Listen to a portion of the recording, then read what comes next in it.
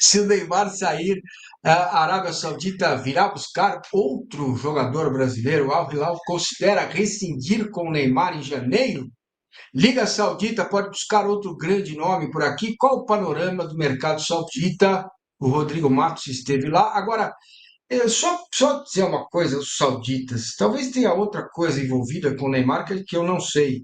Mas contusão muscular, depois de ficar tanto tempo parado com lesão no joelho, é normal, natural e ia acontecer e vai acontecer. Isso é absolutamente natural, né? Investimento em Mas ele voltou dos jogadores, próximos dois. 40 anos. Mas ele voltou de Desculpa, uma lesão ele voltou de uma lesão de ligamento, fez 8 sim, jogos, teve uma lesão de joelho, ficou fora um ano, voltou e teve uma lesão muscular. Se você é somar os isso. jogos que ele jogou nos 2 anos, ele jogou 20 partidas. Aí é que tá Não, é aí é que tá claro, o é. X da aí é que tá o Buzilis. Então, mas eu estou pegando o último recorte da lesão muscular de quem fica tanto tempo fora assim, né? Em 2023, a Liga Saudita meteu 5,6 bilhões em investimento em jogadores, terceira do mundo, em vendas, 97 milhões. Rodrigo, você teve lá, como é que foi? Conta para nós como é que está o ambiente ali para o Neymar. Aqui já, você sabe, né? No Brasil, os torcedores do Santos já estão escrevendo à mão. Eu até tinha pensado no Flamengo, mas acho que com essa situação estável aí, os caras vão dar uma segurada, né? Então, porque tem o Pedrinho lá, o dono do supermercado BH, dono da SAF do Cruzeiro, dizendo que os atacantes dele não fazem gols, que ele precisa contratar um atacante. Aí fica todo mundo fazendo enquete, dando ideia, dando ideia. Explica pra gente como é que foi lá na Arábia. Vamos lá, eu fui a convite da Liga Saudita, eles estão querendo mostrar que tipo de negócios que eles têm. E aí eu vou explicar primeiro a lógica da Liga. Eles botaram muito dinheiro em jogador, logo de cara. Se você olhar o valor seguinte do 2024, já é menor que esse, foi primeiro de 5,6 bilhões. Se a gente tiver o próximo quadro ali, já é 2,4 bilhões. E aí eu falei Sim. com o CEO o chairman, né, do Al Ittihad, ele falou assim, se for ver, a gente já está gastando metade do que a gente gastava antes para contratar jogador, porque a liga foi se tornando mais ou menos viável, né? E o objetivo é de longo prazo. Até 2030, eles querem se tornar uma das 10 maiores ligas do mundo e depois entrar no top 5, né? Que aí seria aquelas ligas Europa ali, França, Espanha, Itália e Alemanha, né? A Premier League está em outro patamar, né? Mas, enfim, para isso, o que eles precisam? Aumentar as receitas deles. Vai acabar o contrato de TV da Liga Saudita agora, o ciclo deles, 2025, para todos os países. E eles querem aumentar muito as receitas de TV, assim como já aumentaram de patrocínio em 100% nesse primeiro ciclo. Para isso, precisa de jogador conhecido. Os dois principais estrelas lá são o Cristiano Ronaldo e o Neymar. São eles que aparecem na candidatura da Arábia Saudita para a Copa de 34. O Neymar é considerado pelo CEO da liga, né, com quem a gente conversou, o Omar Mugarbel, que ele dá um retorno de valorização para a liga, pela sua presença em redes sociais, e porque mercado. Quer vender para o Brasil, se você tem o Neymar, é um valor. Se você não tem o Neymar, é outro valor. Né, direitos de transmissão. E agora eles vão ter. E o Neymar, para o mundo inteiro, ele tem esse aspecto. Então, de um lado, tem essa parte, que é a parte comercial do Neymar. E a outra parte é a parte técnica, que os sauditas, pelo menos, dizem que vai ser priorizada. E aí, quem vai decidir o Al Hilal? O Jorge Jesus não revelou, assim, grande falta do Neymar, falou que o time dele está invicto a 50 jogos sem o Neymar. Hoje, o Renan Lodge, que foi inscrito no lugar dele, está voando, né? Foi muito bem no último jogo. Mas quem vai decidir é o Al Hilal. A informação que eu tenho é que, em princípio, tem uma expectativa, não tem ainda nenhuma negociação de renovação, mas eu senti lá que tinha uma expectativa de que o Neymar ficasse mais tempo, mais do que além de 2025. E eu ouvi de informações de pessoas ali relacionadas que entendem que o Neymar estava bem. Claro que há informações sempre sobre o Neymar, no final das contas, o Santos vai ter uma informação, de repente ele fala uma coisa para o Santos e ele fala uma coisa para a Arábia Saudita, né? Ele fala para o ouvido o que a pessoa quer ouvir, né? Digamos assim. Mas eu acho que tem essa perspectiva de que, pelo menos para a Arábia Saudita, não necessariamente para o Al Hilal, que seria uma boa que ele continuasse, porque ele tem uma repercussão grande na liga. Agora, se ele não entregar nenhum resultado esportivo, se machucar toda hora, aí essa reavaliação pode acontecer. Então, é um misto de negócio com o que acontece em campo. Uma coisa se reflete na outra. Eu fui nos jogos, fui nos 2 clássicos lá, Al Ittihad e Al Ahly, e Al Nassr e Al Hilal. Os jogos são de bom nível, nível melhor do que eu pensei, muito intensos. O Al Hilal seria um time que certamente estaria disputando a liderança do brasileiro, se estivesse aqui, é um time muito bom. E tem ali eles têm ingresso muito barato, muito mais barato do que o nosso, aí por isso o estádio enche, a coisa de 30, 40 reais os ingressos lá, sem precisar ser sócio torcedor.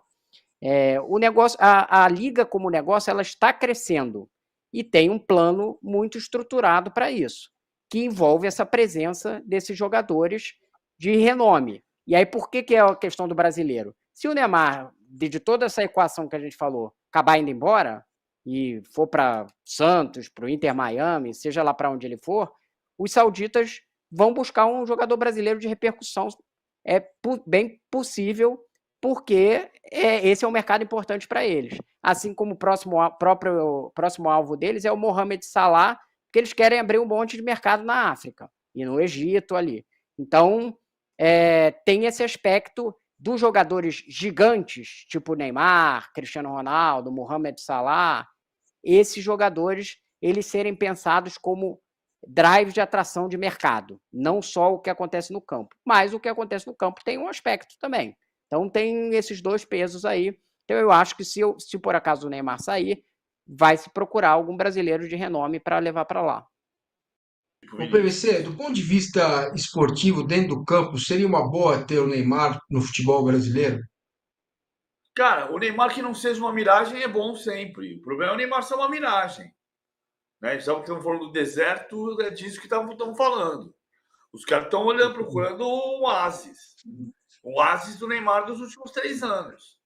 Se a gente achar o oásis, maravilhoso. O problema é que ele jogou, volto a dizer, ele voltou de uma lesão articular, jogou 8 partidas, no 9º jogo Brasil-Uruguai ele teve uma lesão de joelho. Foi a lesão mais grave da sua carreira. Ele não tinha lesões de articulação assim, ele tinha lesão de pancada. Ele passou a ter lesão, o joelho ele torceu num lance sozinho, né? Com disputa de bola, mas num lance sozinho. Isso pode ter qual tipo de impacto? Por que pode estar acontecendo isso? Pode ser que o corpo dele tenha mudado. Ele vai fazer 33 anos em fevereiro. Então, com 33 anos em fevereiro, ele tem mais quanto tempo em alto nível? Bom, se ele for o Cristiano Ronaldo, ele tem mais 8 anos, mais 7 anos de alto nível, né? O Cristiano Ronaldo é 7 anos mais velho do que ele e está jogando em alto nível no padrão Arábia Saudita. Acontece que o Cristiano Ronaldo teve um nível de dedicação na carreira e um nível de não dedicação às festas que não é o caso do Neymar. Então, o que a natureza vai dizer para o Neymar? É esse que é o ponto. Todo mundo quer ver o Neymar bem. Ninguém está querendo falar que o Neymar não vai jogar mais. Não tem como fazer. Não vou ser eu o profeta do apocalipse. Agora, o que atrás é que nos últimos 2 anos ele jogou 20 partidas. Se jogar 20 partidas nos próximos 2 anos, o nível dele como marca cai. O natural é isso. Rodrigo, Não, por favor, Massini. Não, cara, é que eu estava falando aqui, eu estava calculando mentalmente qual seria o impacto dele recuperado aqui no Brasil, seja no Santos, qualquer outro time, comprando um clube, enfim, acho que traria também um incremento muito grande para a nossa liga por aqui, né, Rodrigo? Não, sem dúvida, Massini, que traria. Mas assim, aqui a coisa não é bem desse jeito, né? Porque hoje o mercado brasileiro de fato é só doméstico, os direitos já foram vendidos, você poderia ter um incremento nos direitos internacionais. Tenho minhas dúvidas de que seria um impacto tão significativo assim. Eu estava fazendo um cálculo em relação ao salário, falando aqui de dinheiro, né? O Neymar hoje ganha 80 milhões de euros, né? Euros, dólares, agora eu estou esquecendo se era euro ou dólares por ano lá no Al Hilal, que é 560, 600 milhões de reais. Obviamente que ele não ganharia isso no Brasil. Mas a minha lembrança, eu estava até tentando conferir esse dado, se o PVC lembrar, é que ele saiu do Santos ganhando 3 milhões de reais, que era um salário que era pago metade pelas empresas. Era isso, né, PVC? Era o número que eu tinha de lembrança, né? Você lembra? Eu gosto de contar a história, versão longa, que eu estava em Dortmund em 2013, e já contei a história aqui. E aí eu comecei a fazer a conta porque o Cristiano Ronaldo estava bravo no Real Madrid, porque ele ganhava só 10 milhões de euros por ano, porque ele tinha aberto mão dos direitos de imagem. E aí o Götze tinha saído, anunciado naquele dia que ia para o Bayern de Munique, saindo do Borussia, para ganhar 7 milhões de euros por ano. Falei, pô, mas o Neymar está ganhando 3 milhões de reais por mês? São 36 milhões de reais por ano. Pela cotação daquele dia, eram 12 milhões de euros. Falei, o Neymar está ganhando mais que o Cristiano. Aí eu liguei para o diretor de marketing do Santos da época e falei, fulano, só não vou falar o nome dele, mas ele sabe quem é. Essa conta minha tá certa ou eu tô maluco? Ele falou, PVC, no ano passado o Neymar ganhou 42 milhões de reais. Quer dizer, ele ganhou 13 milhões e meio de euros por ano, numa época em que o Cristiano, porque o Cristiano não tinha direito de imagem, ganhava 10. Ele ganhava mais dinheiro do Santos pela particularidade do dinheiro. O Santos pagava, pela minha conta, Rodrigo, essa conta não é absolutamente exata, porque a gente não tem os documentos. 3 milhões mesmo, o PVC. Conferi aqui. Consegui achar, então era isso. E era o seguinte, o Santos pagava 200 mil reais para ele e no final da conta o Santos recebia esse dinheiro de volta, porque eram os 10% que ele tinha de direito de imagem. Então, durante 3 anos, o Neymar jogou de graça no Santos. E ele ganhava mais aqui por uma particularidade do contrato dele e do Cristiano. Ele ganhava mais dinheiro jogando no Brasil do que o Cristiano Ronaldo jogando no Real Madrid naquele momento, por uma particularidade que não existe hoje, ok.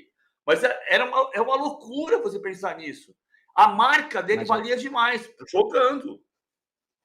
Mas o PVC, fazer uma observação aqui. Acabei de fazer um reajuste aqui pela inflação. Hoje, os 3 milhões seriam 7 milhões de reais.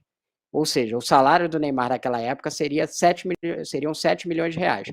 Ele ganharia, compara aí o Depay, que é o maior salário hoje do futebol brasileiro, ele ia ganhar mais do que o dobro do Depay se ele ganhasse a mesma coisa que ele ganhasse naquela época do Santos.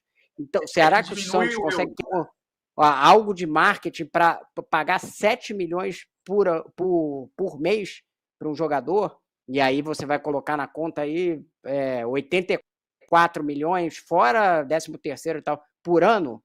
Eu não estou nem falando dele da Arábia Saudita, que a gente que é totalmente fora da realidade, mas 84 milhões que era o que ele ganhava aqui. Será que o Santos consegue fazer isso? Não é um negócio fácil. Em termos internacionais é diferente só porque o euro naquela época estava R$3, né? Exatamente, sim. Ele ganhava 3 milhões de reais vezes 3, 36. Na verdade, ele ganhou 42, mas a minha conta na época foi por R$3. Hoje o dólar está 5,80, 5,86. É. Né? Tem esse aspecto, que ainda